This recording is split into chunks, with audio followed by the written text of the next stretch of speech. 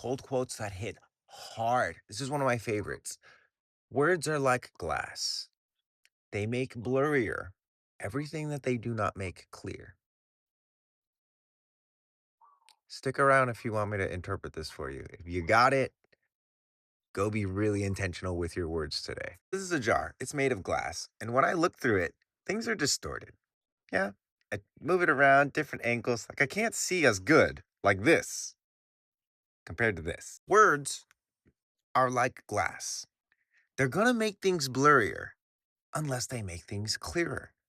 Be intentional with your words. Watch especially for the words that you say, not necessarily to others, but around others. The, oh, that's crazy, or like, wow, or these sort of like mindless filler words. Start to get comfortable with resting in the pauses, taking time to collect your thoughts instead of just saying things to fill the uncomfortable space. According to human design, a good chunk of the world has an undefined throat, meaning they're going to be very prone to just saying things to fill space, to get attention, because they're not always sure of themselves from within themselves when it's time to talk.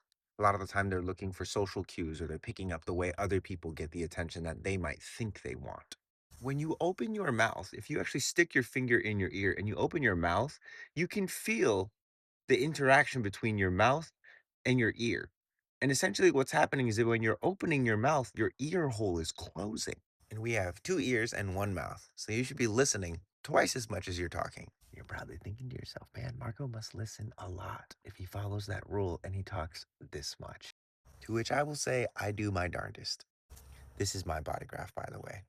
I spent a lot of time and energy trying to figure out how to practically apply human design in my own life, especially as a reflector, as somebody with a strategy that says, wait 28 days.